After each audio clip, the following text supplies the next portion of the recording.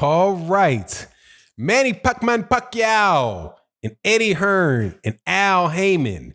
Eddie Hearn is trying big time in the press to steal him some Manny Pacquiao from Al Haymon. You know, pretty much that's no surprise because that's pretty much can sum up Eddie Hearn's career in the United States, trying to steal fighters from Eddie Hearn, trying to steal fighters from Al Haymon with very, very limited success. But this one actually has a chance to pop off. I don't think it will, but let's talk about that in this video.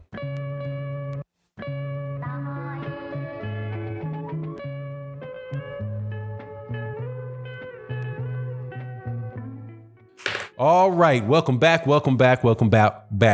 Enigma. Is it the Enigma? The Enigma, the man with no face, the man with no voice, Al Haymon, probably the most powerful man in boxing. Have to consider him the most powerful man in boxing.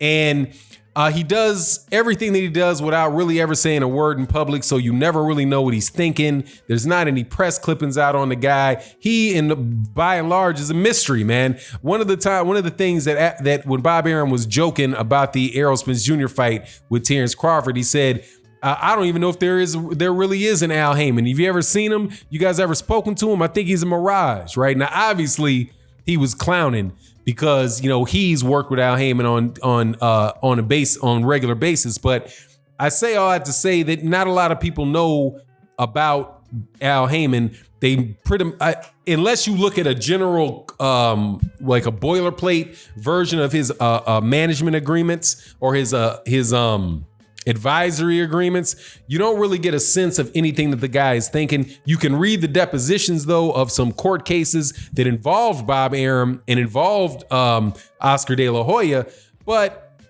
you know, you pretty much just have to listen to what other people say about him. And one of the things that people say, fighters say about Al Haymon is that when they go to sleep at night, they thank God and they thank Al Haymon. So he has a tremendous reputation with fighters for being trustworthy and, you know, getting them big money fights, right? You know, nobody's perfect. You definitely hear things going the other way and right, things like that. But, you know, that's pretty much what you get out of Al Haymon. And then so Eddie Hearn, and as a result of that reputation, and, you know, probably being a kind of slick on Oscar De La Hoya, he winds up having the biggest, the best stable of boxers in boxing, the best. Okay. Eddie Hearn, or Dazn, if you call that a stable, it's really not, it's a network. But if the Dazn network has some big names over there, they have Anthony Joshua over there. They've got,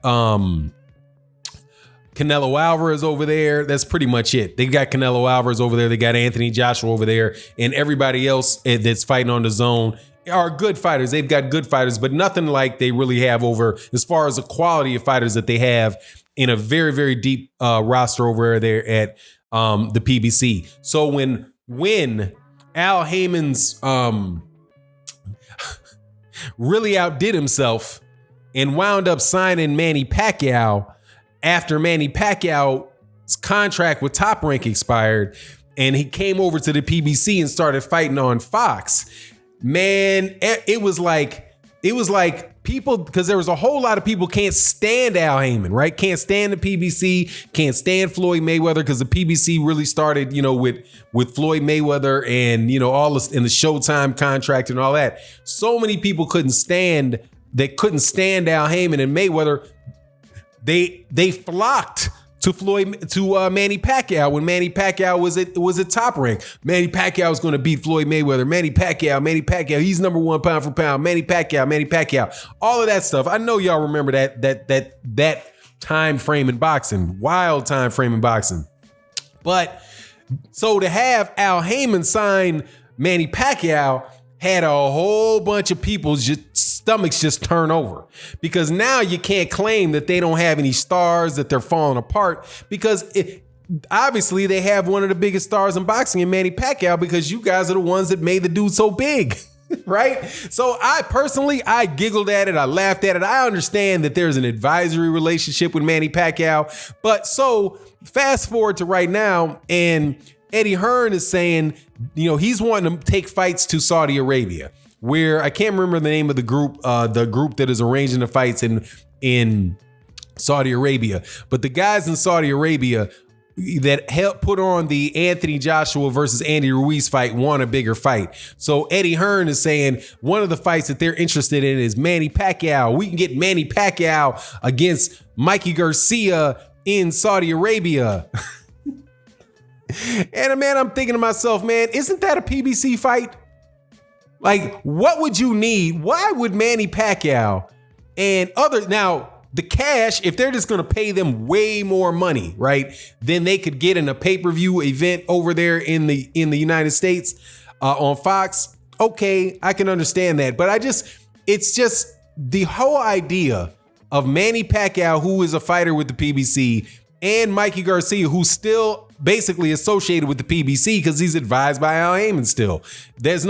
The advisory contract probably didn't end. He just has the ability to go and negotiate deals with whoever he wants to, right? But so to see that Eddie Hearn is trying to take a fight that really could easily be made on Fox, and then in the United States where these guys have their biggest fan base, and try to ship that over to Saudi Arabia where nobody really, nothing but a few very, very wealthy people, maybe 10,000, 11,000 very, very wealthy people can go see these guys. To me, it's just like, why? Why as a fan would I want to see that? And more importantly, why would Manny Pacquiao want that?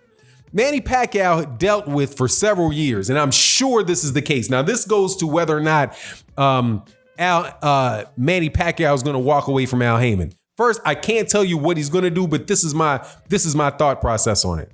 First, I doubt very much that deal is up. Doubt very much. Some people are rumoring that his deal is already done. In the article that I read, I do believe they referred to these people as Manny Pacquiao's handlers, said that deal with the PBC is already up. Some of his handlers said no, he has a deal with the PBC for several more fights. Okay, don't know which one of those are the truth, but here's my thought on the matter.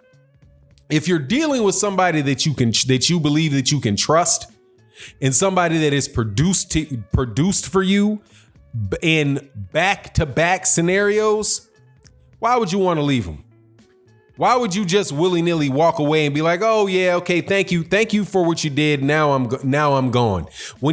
And what I mean by that with Manny Pacquiao is look at where Manny Pacquiao's career was before he went over there, before he signed with and started dealing with Al Haymon and the PBC.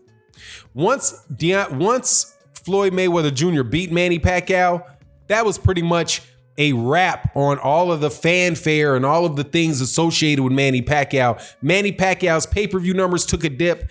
Top Rank's willingness to pay money to make mega fights for Manny Pacquiao went away, and Manny Pacquiao wound up basically being, in my opinion, got set up for an L in Australia by Bob Arum. And he was like, when he said that was against Jeff Horn, he's fighting in Jeff Horn's hometown. The rematch clause for the fight says that the rematch has to take place again in Jeff Horn's hometown. Now, if Bob Arum was really on the side of Manny Pacquiao and he was negotiating for Manny Pacquiao, why would he say that if he was negotiating with Manny Pacquiao's best interest at heart? Number one, why would he take him to Australia to fight on the road against a home fighter, undefeated home fighter, number one? Number two, why would you have in the rematch clause that if Jeff Horn wins, the next fight has to take place in Australia?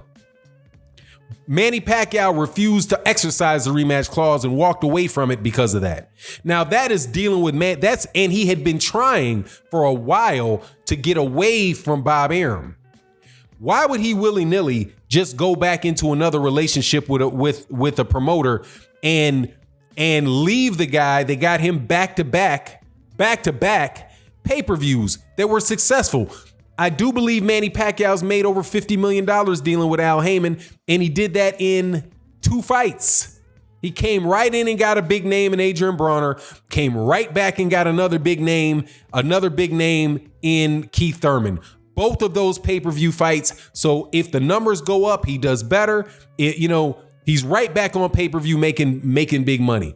not like he was when he was leaving Top Rank. So why would you necessarily think that he would be just amped up to say, you know what? Screw Al Haymon, screw the PBC and what they did to help me out. Now it's mutual too, obviously. Let me go over here to a guy who is, you know, lies like a rug, lies like a rug on a regular basis, and let me just drop this to the side.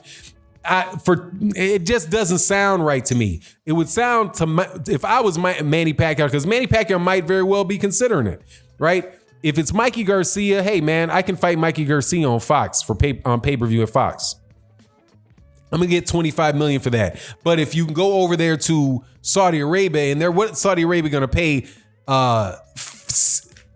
20 million for this guy? I guess he could do that, but you know, I think that might be a one-time thing, but on the real, I just doubt very much that it happens. Manny Pacquiao seems to be a little bit smarter guy than that, and you know, man, probably knows which side his bread is buttered on. And that is the people that really did go out of their way to rebuild his career from where it was. And that was the PBC. It wasn't Eddie Hearn. It wasn't none of these type of promoters. It was an advisor that he hired in Al Haymon. But we'll see what happens. You let me know what you think will happen in the video. And with that, I'm out.